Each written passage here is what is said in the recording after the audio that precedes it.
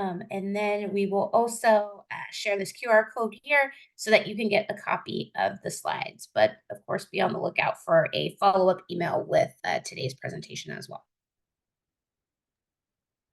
All right, now I'm going to go ahead and hand it over to our Assistant Chief of Licensing, Erica, to go through today's presentation. Erica.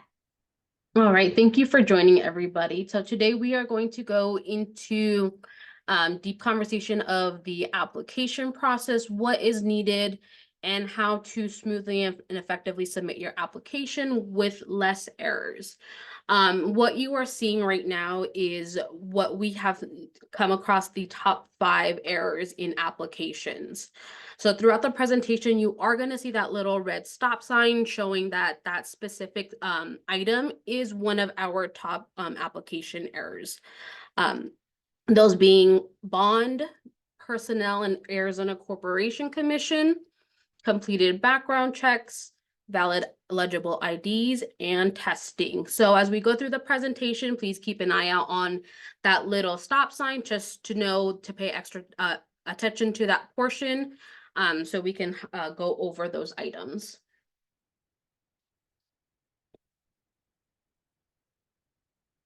In the email for the seminar, you may have received this checklist. If you did not, we do have it available on our website. This is our top tool to assist in any way of applying for a license. It does break down the steps in what you will need, items to look out for, also links on where to obtain these items and more information to complete the application process.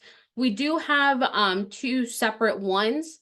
The only difference between them is if you are applying as an LLC or corporation, you do have the extra step of forming that legal entity with Arizona Corporation Commission. If you apply as a sole proprietorship or partnership, you do not sign up with Arizona Corporation Commission.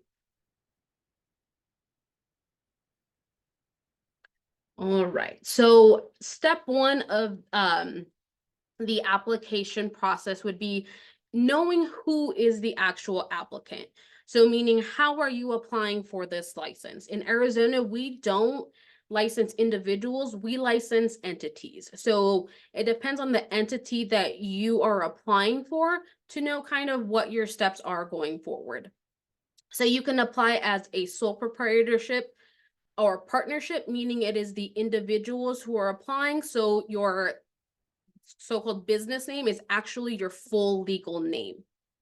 Now, if you apply as an LLC or corporation, that is when you're creating your actual company with Arizona Corporation Commission. That is what you add on your application. When you advertise, that is the name that you give out. So there are different options on that. It just depends on how you choose to apply for that. Now, whether you apply as a sole proprietorship, corporation, you do have the option to add in what's called a DBA, or doing business as. That is more for advertising purposes, a fictitious name you may hear it referenced as. You are able to contract under that DBA, and it does give you an opportunity to have more like a secondary name to kind of fit in like your scope. If people who have multiple licenses, like they have a plumbing license, they have a DBA referencing plumbing, and then they have an electrical license referencing some quote with electrical. So that is your choice. The DBA is not a requirement, but that does give you, again, an opportunity to promote yourself or advertise in a different name. If you do choose to include that DBA, just know it must be listed on that application. Also listed on your bond. We do recommend that you register it with Arizona Secretary of State. It is not a requirement. However, it does kind of save that name for you so no one takes it from you. So we do recommend doing that if you choose to use a DBA.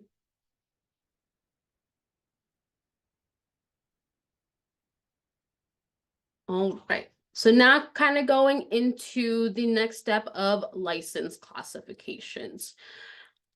So we have multiple categories of license classifications, but you'll want to kind of know what it is that you are doing. So are you working residential, commercial, maybe both? Also, if we have the more general licenses, if you're working ground up, engineering licenses that have to do more with public right of way or any type of like city works, and also specialty licenses. Specialty licenses are more of our smaller licenses. It kind of gives you an opportunity just to do one specific item. So you can just do flooring maybe, or just do plumbing. When we go through our license classifications on our website, we do have them all with their proper definitions explaining their scope of work. So again, it just kind of depends on what you're doing to know what category that you fall into. After reading their scopes, and if you feel as though when you're going through them and there isn't one that may fall into the scope of work that you're doing, or you might have multiple that seem to possibly fit. If you ever need assistance with kind of getting a determination on that, we do have a form on our website that you can fill out describing your scope of work. We would like to know, if you're working on that residential, commercial, what basically properties you're working on, what exactly you're doing. The more detail, the better, so we can properly determine the best license classification for you.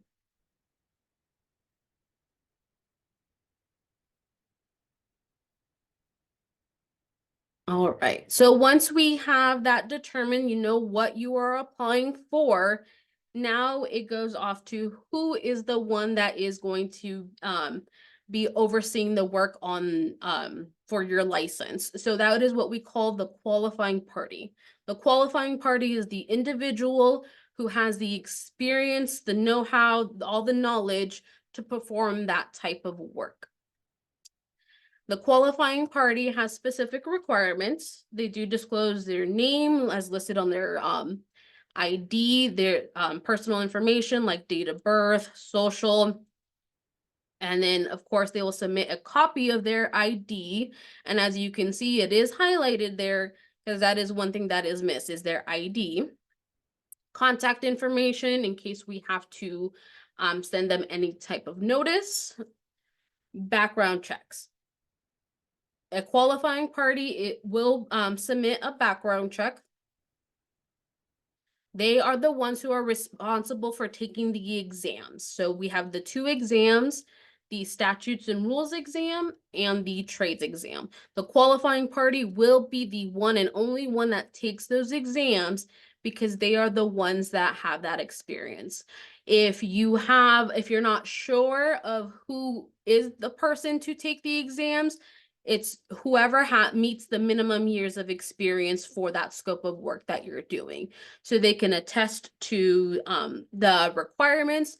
Usually our licenses have a minimum of 4 years experience requirements for each one. And if they have the 4 years, whether it's hands-on, supervisory, we do have an option to use education. So for any type of diploma or certificate they received from a college as part of their experience. So anyone who meets that criteria will be labeled that qualifying party, and again, will be responsible for taking those exams.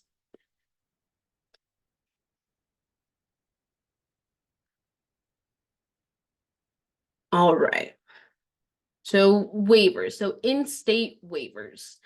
So for any in-state applicant who has already been on a license, now again, this is only when you have already been on the license within the last 5 years, they can waive the statutes and rules exam, again, if they have been on a license in Arizona within the last 5 years. And then the same thing will go with the trades exam. However, when it comes to the trades exam, it has to be the same classification. So if you have one company that you have your plumbing license in and you move to another company, you can waive your exams as long as it is a plumbing license only and you were on that license within the last 5 years. Now you have the opportunity to do our application through the online portal, and we do recommend it. When you start signing up through the portal, it does pull your information and it will reference that you have already been on the on a license within the last 5 years, and it will give you the opportunity to select that waiver. So we do want to point that out. We do recommend you using the online portal, so it does take away those extra steps for you.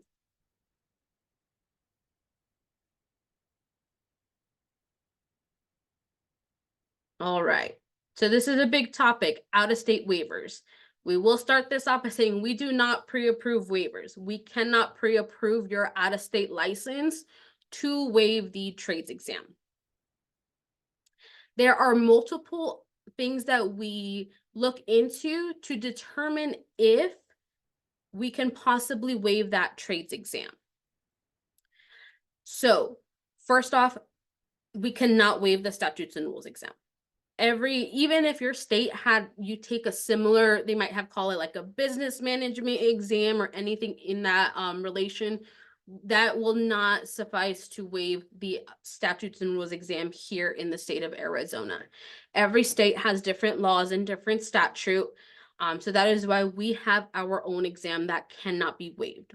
The only time it can be waived is, again, if you were on an Arizona license within the last 5 years of you applying for the license. So what the out-of-state waiver allows you to do is to possibly waive the trades exam only. There's a few things that we do look into on that to determine if your out-of-state license is sufficient to waive. So the qualifying party, again, must have been on that license within the last 5 years. We always look at the last 5 years. Also, we need to look at, is the scope of work the same? If you're applying for one type of license here and your out-of-state license is the complete opposite, we will not waive that trades exam. They have to be allowing the same, very similar scope of work in order to be considered as a waiver. Also, that qualifying party must be listed in the same capacity. So meaning if the person is only listed as maybe an owner, member, manager, something like that in that out-of-state license, but we're not listed as that qualifying party, or some states call it like an RME or something like that, it is not the same. They need to be listed as that qualifying individual to be to possibly waive that. We do look at the history of the license to see if there's any unresolved complaints, to see if there's anything that would hinder you from applying in that state again, to where it can possibly hinder you from applying here. We do verify through the state agencies, boards, whatever that state entails. Every state does it a little bit different. Some license like we do. We license for the entire state of Arizona. California would be one of our states that are very similar to us. They test, they have everything available. They require background checks and stuff like that. Theirs is very similar. Their scopes of work are very similar. And it's easy to verify all that information online because they also license for the whole state. However, there are some other states that actually don't license as a full state. Some license by city, some by county, some even townships. It just depends the state. So this is why we have to do our thorough research to verify with that state to understand how they license, what they license for. The biggest thing is if you took exams to be licensed. There's some states like Washington. All you do is form your legal entity, you pay your fees, and I believe you get some type of certificate, and then you are licensed. If there is no testing involved, we will not waive that exam. And we do, again, contact that state and ask them what their requirements are in order for you to be licensed in that state. They must be very similar to what our criteria is in order for us to even consider that waiving possibility.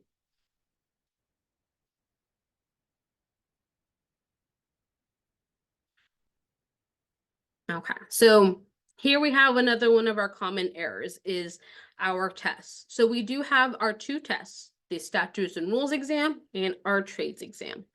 So our statutes and rules exam is more like a training course. You go through a video, you go through some slides, it gives you your information as you go along, and it quizzes you at the end of it. This one is more self-paced. You are able to stop, log out, log back in the next day, or you're able to, once you create your account with our vendor named Gmetrics, complete your test from then and there. That exam is only available online. We do have it linked to on our website. The cost of it is $54. Again, the material is all included with the exam. We do have the electronic copy of our statutes and rules book on our website, and it's downloadable for you to have. But again, during that entire course, it does give you all that information as you go along to be able to pass that. Now, the trades. The trades is more specific to what you're applying for. So that's when we go back to our previous step, determining your license classification. If you're not sure what license classification you were applying for, you really wouldn't be able to take the trades exam. It goes along to, again, what your scope of work is. So this one is a little bit different. You do have the availability to do it online or in person. When you sign up with our vendor PSI, they give you that opportunity. They will let you know if you're looking for in person, where you would go to do it in person.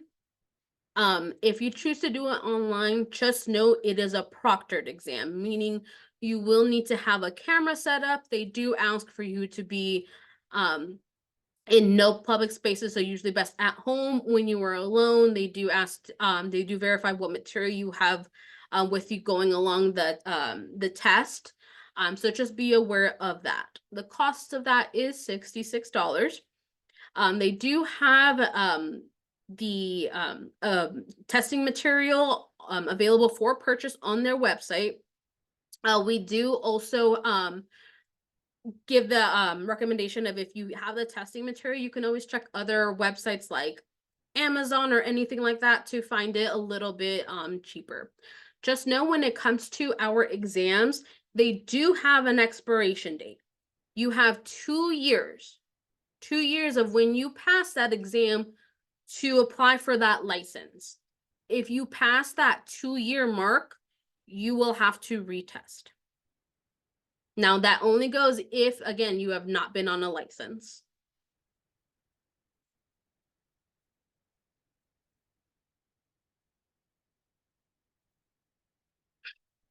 Okay. So now going more in depth when it comes to the trades exam. So on our website, we do have this great tool called the PSI Candidate Bulletin. It does refer you to each exam. So again, this is when knowing your scope of work and knowing the classification will help you kind of look into that that exam a little bit better.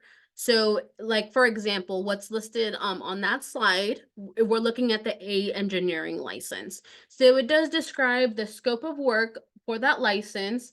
It explains the examination, the number of questions, what is the minimum passing score, also the time permitted to take that exam. It also gives you a nice little breakdown of each little subcategory within that exam to kind of help you prep for what to study on. There is also reference lists attached to that saying what possible books reference into that exam. So it'll give you the specific additions to those books. It also gives you links to where you can purchase the books. It also gives you information on what is allowed in the testing area and what is not. So keep in mind, to reference that when you're getting ready to take that trades exam, to know what you can take with you and what you should not have with you. And again, it does give you the opportunity to purchase them through PSI. But again, you can always just check like Amazon or anything like that, looking at those specific books to see if you can get them a little bit cheaper.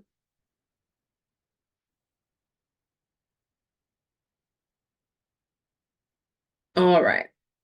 So all that kind of goes along with more of the qualifying party and what they need to do. So now we're looking at the application as a whole. So again, this is one of our common errors on who needs to be included in this application. So LLCs, owners of 25% or more, managers, members, anyone listed on Arizona Corporation Commission. Now, corporations, same thing, owners of 25% or more, who are listed as officers, directors, anything of that nature. Each person on the application must provide specific information. So they will send in a copy of their ID. They'll give us their personal information like email address, phone number, date of birth, and stuff like that. One big thing that does go missing when it comes to the personnel is their ID. Every individual must include their ID and also completed background checks. Whoever is listed on that application, whether the qualifying party, owner, member, manager, they all require a background check. Anyone who is listed with Arizona Corporation Commission also needs to be listed with us on the application. Even if they do not hold any ownership percentage, if you list them under Arizona Corporation Commission, they will be needing to be listed with us. Also, if you do it through the online portal, it does reference who you have listed on there. So it kind of gives you that little reminder of, hey, you have all these individuals on your corporation commission listing, to remember to add them all throughout the application process. And same thing, they will all submit the same information, date of birth, ID, and making sure that background check is completed.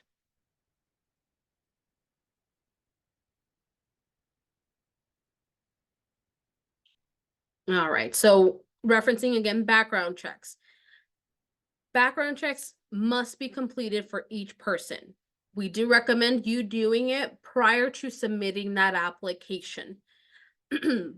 All persons that must submit that background check, you will reference a receipt number on your application.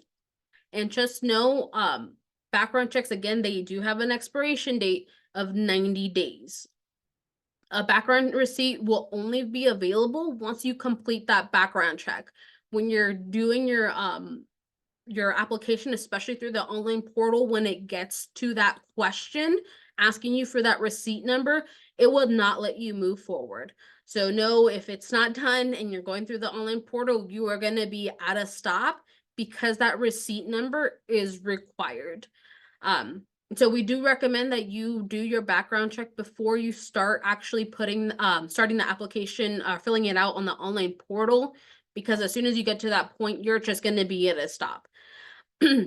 We do have the link to AccuSource HR on our website, and they will be the ones who you do the background check with. It is a fee of about $25 per person to do that background check. If you do have any delays or any issues with your background check, if maybe the information was entered incomplete or incorrect, you can always contact AccuSource, and then they can look into that and revise anything that is needed.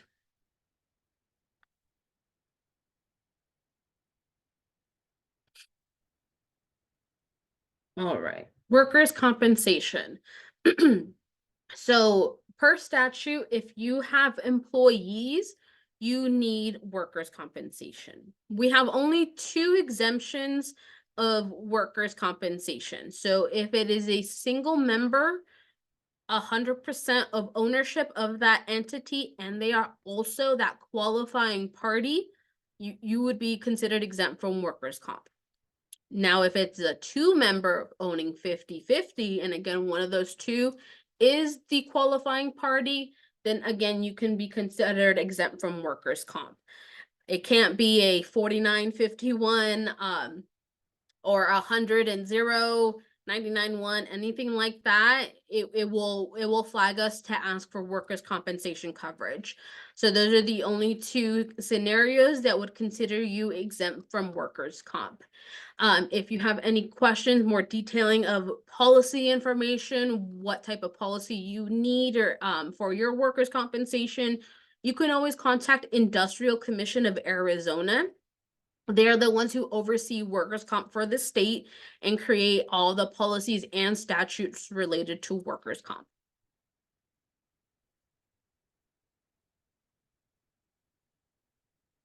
All right, a tiered entity. So a tiered entity chart is needed when your company is owned by another company or anything that is not an individual, whether it is shareholder stocks, a trust, anything like that, that has direct ownership to the applicant company will require you to create a chart like this. There is no specific template or anything like that that you kind of fill out for it, because every ownership flow is a little bit different.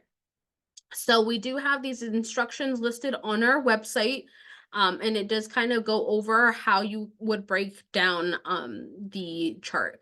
The chart does need to end in a person, because we do need to see where that ownership lies. So basically, who would be the one responsible for the entity, the applicant entity, and that would be who would contact regarding anything related to the company, the license, the application, or anything like that.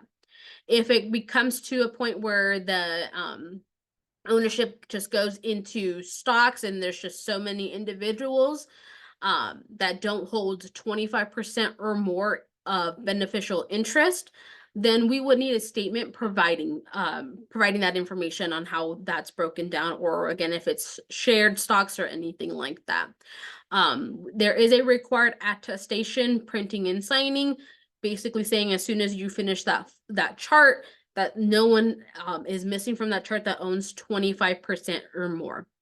We do ask that you submit this with your application, so we can add your ownership structure correctly. If there is any revisions, of course, we will contact you to make those proper revisions.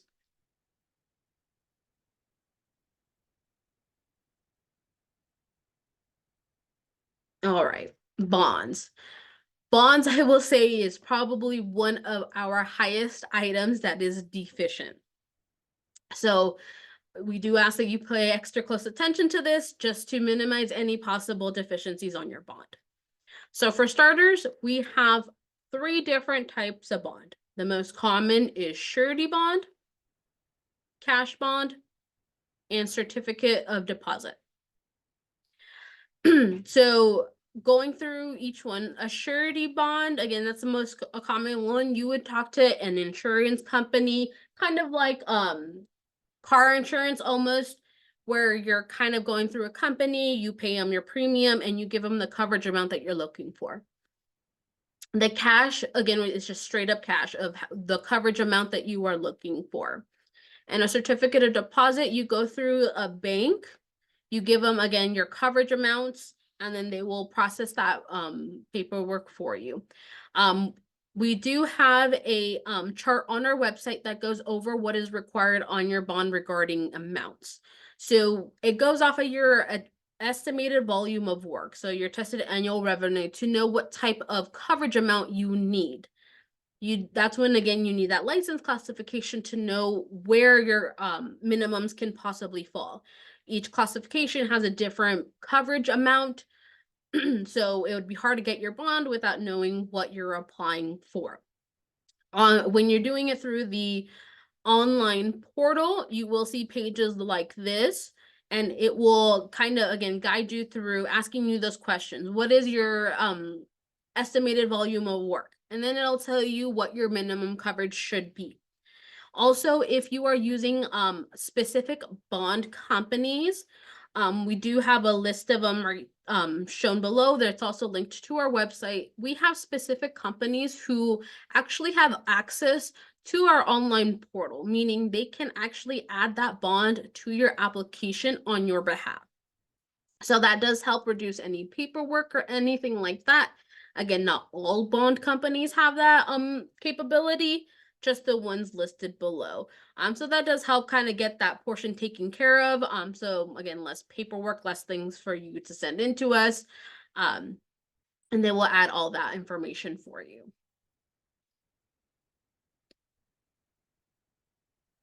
All right, what should your bond look like? So very important things when it comes to your bond. So all the steps that we kind of went over first, who the applicant is, knowing what you're applying for, that all comes together on your bond. So your entity name, again, that goes with who you're applying as, will be what's listed on your bond. And now also, if you consider using a DBA, that needs to be listed on your bond.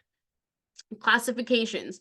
So once you figure out what you're applying for, then again, that classification gets listed on your bond.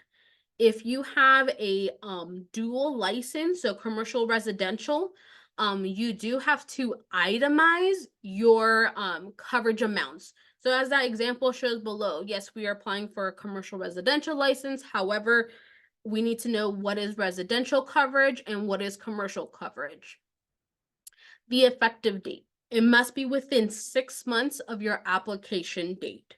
If it is not within 6 months, we do need a statement from your bond company, what's called a full force and effect, stating that this bond is still active, there has been no lapse in coverage, and we are still able to use this bond. It does require notarization and an official seal from your bond company. It's usually a raised seal. Now, a lot of these things are being done electronic, so they might give you an electronic seal, and also an electronic notary stamp, which is okay as long as we see it added on there. Also, what we do recommend, we have these examples listed on our website. I cannot recommend enough. If you print this out and send this to your bond company to show them, this is exactly what your bond should look like, you'll run into less errors. This is the one item that we see quite a bit, like the sums, instead of the 4,250, 2,500 listed itemized, they put it together. We need those items, you need it itemized so we know exactly what your coverage looks like, and to know that each portion meets the minimum requirements to your attested volume. So again, using this example, sending it to your bond company saying this is what my bond needs to look like can help a lot.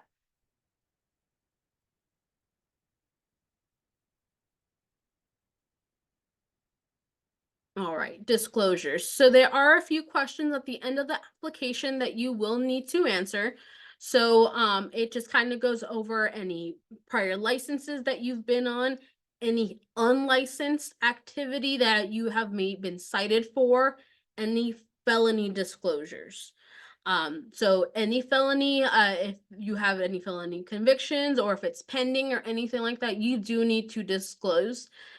Anything unlicensed related, whether it was dismissed or not, we need that information.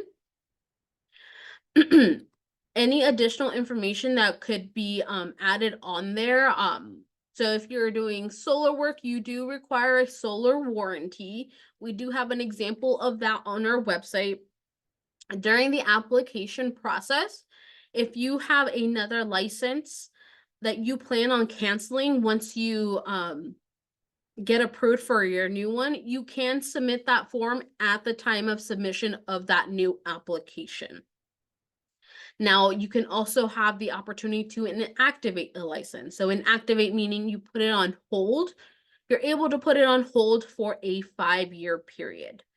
You can again submit that during that time. Just know if you inactivate a license, there is a $50 fee per license for an inactivation request. Also, we do have what's called a notice of disassociation, meaning you are on a current license and you want to remove yourself from that license. in order to be added to another license. Again, these items you can submit at the time of application so we can process them all together. It will ask you those throughout the application process when you're doing it through the online portal, and we'll submit those forms for you if you fill it out as you're doing that application process.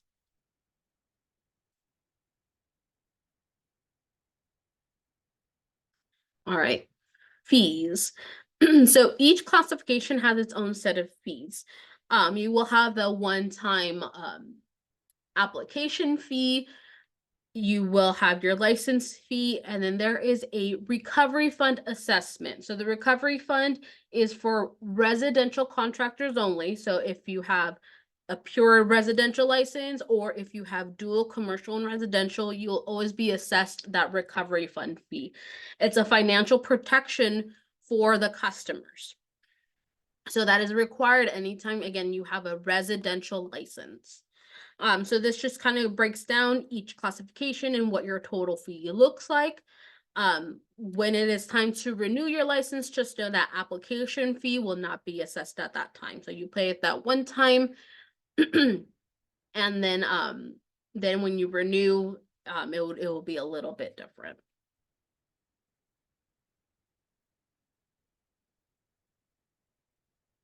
All right. So I know that was a lot of information. So this is why we try to have people utilize this checklist.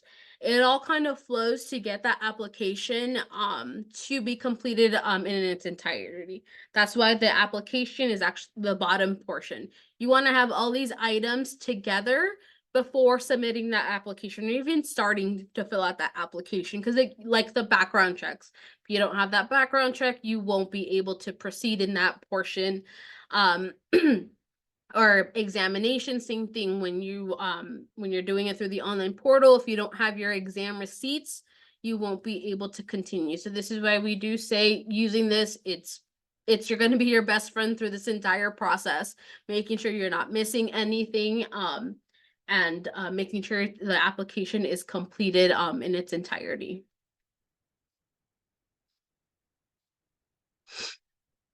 All right, so we have a couple different ways on how you can submit that online or that application. So we will always be referencing our online portal. It helps guide you through step by step. You can stop and go back to it whenever needed. You pay your fees online. It kind of flags you if you're missing anything. That's why we say using the online portal can help ensure that you don't have any deficiencies on that application. It goes through the entire process, including when it comes down to the signatures. The signatures will be sent electronically to you. So if you have, especially for bigger companies that have people all around the states, you won't have to be mailing a paper copy to have everyone sign. It will all be sent through DocuSign. And it's more convenient that way.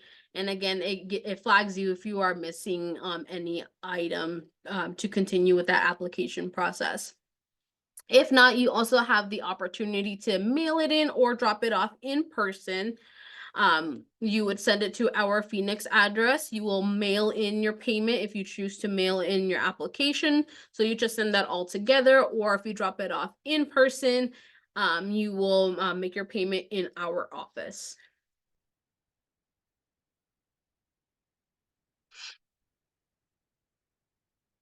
If you haven't done so already, we do recommend creating your online portal once you get to that application. When you go through our website, you'll see that little logo at the top saying My Account Login. When you get to that, you'll go to that second page. There is a video. We recommend you watching that video to guide you through how to create that online portal.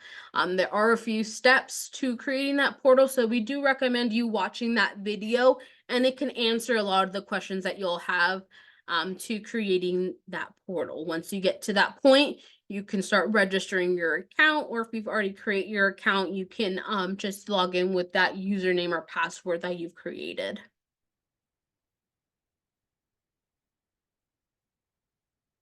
Once you have logged into your account, you're going to see this little ROC online customer portal, and then you're going to see those 5 little squares at the top. Your first step when it comes to logging into that portal is hitting that first button that says add business entity to your account. That is going to link your company or your sole proprietorship to that online portal. So you can either start your application process, or if you're already licensed, help you maintain your license. When you click that option, it's going to ask you for a couple questions, like if you're already licensed or if you are currently or working on being licensed. It will ask for your company name, corporation commission number. It will check your file status with Corporation Commission. Um, and it kind of takes that step too. So if already confirms that you are all set with Corporation Commission, if you ever get a little flag saying that your Corporation Commission status is not good, that is a good tool to use. It'll tell you you might want to double check and contact them to verify your corporation was set up correctly before applying. If because that can cause delays in your application process. Once you've made it into your online portal, again, once you're licensed, you can maintain your entire license, such as updating like your address, contact information, even renewing your license. If you need to make any type of requests for your license, like that cancellation, inactivation, you're able to do all of those items through that online portal. So we do say that is a huge beneficial tool for all applicants and current licensees to have that online portal created. And that also helps as a good reminder to look at the status of your license, just to double check to make sure you're not missing anything. Remembering to renew it before your renewal date, anything like that. So we do highly recommend you creating that online portal.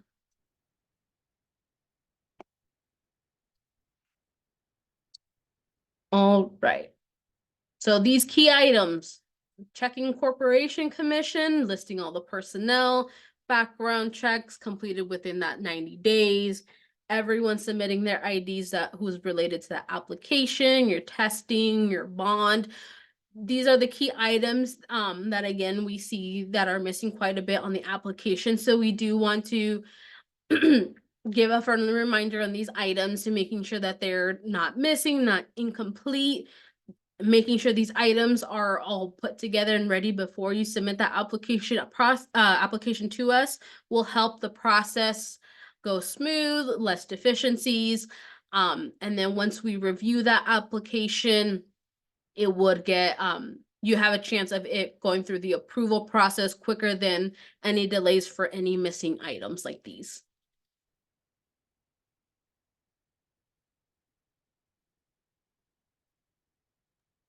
Awesome. Thanks, Erica. Give you a quick break there as I go through this slide. So just a reminder, please be on the lookout for a follow-up email. It'll include a recorded copy, a link to a recorded copy of today's presentation, so you can go back and revisit any section that you may want to revisit. We also ask that you complete a survey. So we'll send out a survey. We're always looking for feedback. So hopefully you found this very useful. Saw a lot of great questions throughout the presentation in the chat. That is why we have these forums. We really want you to get through the application process as streamlined and easy as possible. Cannot stress number 3 here, applying for a license checklist.